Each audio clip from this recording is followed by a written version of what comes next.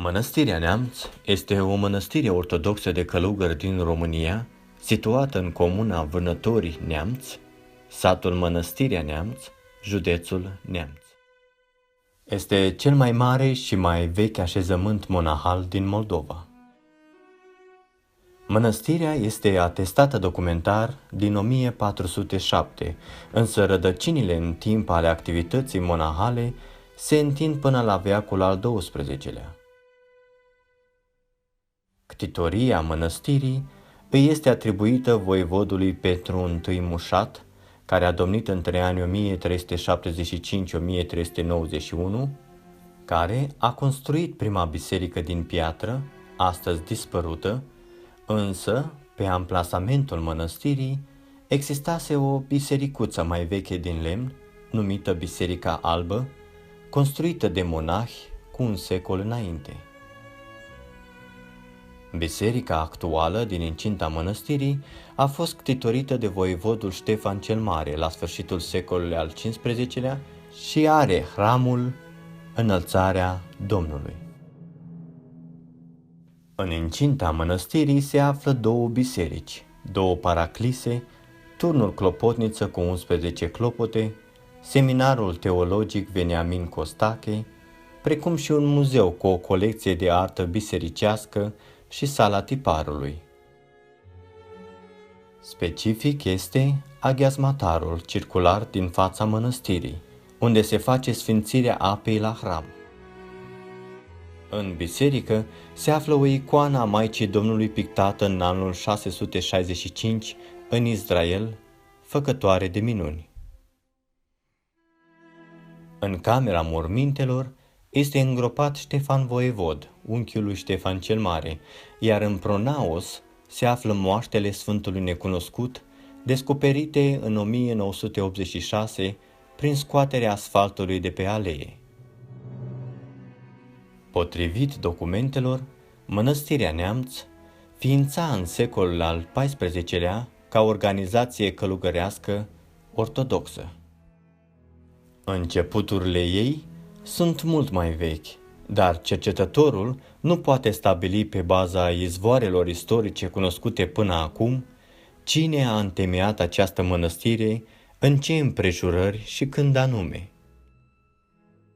Cel dintâi domnitor moldovean care, cum atesta documentele, a dăruit mănăstirii Neamț sate și moșii este Petru Mușat.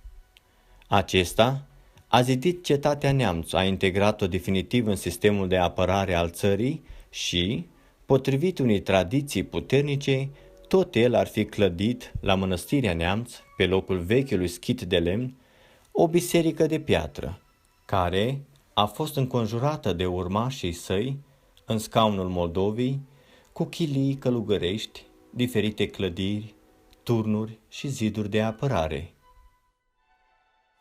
Împrejurări și fapte necunoscute, un cutremur, poate cel din 1471, un incendiu sau un atac vrăjmaș, subreziseră grav cel dintâi lăcaș de piatră din Mănăstirea Neamț, zidit de Petru Mușat. Slăvitul voievod Ștefan, de numele căruia sunt legate atât de multe biserici și mănăstiri, atât de mari înfăptuiri, nu putea trece cu vederea cea mai importantă mănăstire din Moldova.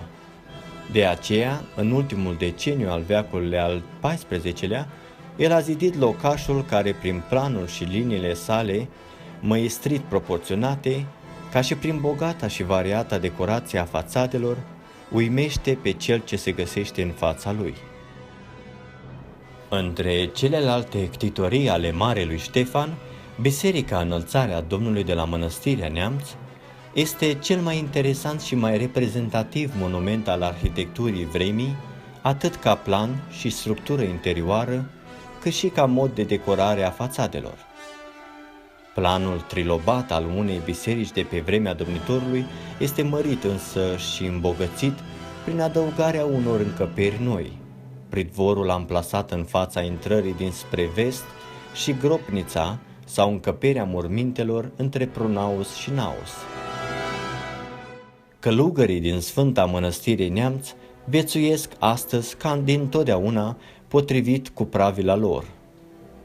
Cu ajutorul bunului Dumnezeu și Maicii Domnului, ei păstrează cu grijă și prețuire biserica lui Ștefan cel Mare, împunătoare prin mărăția și frumusețea ei, precum și obiectele de cult de mare valoare istorică și artistică.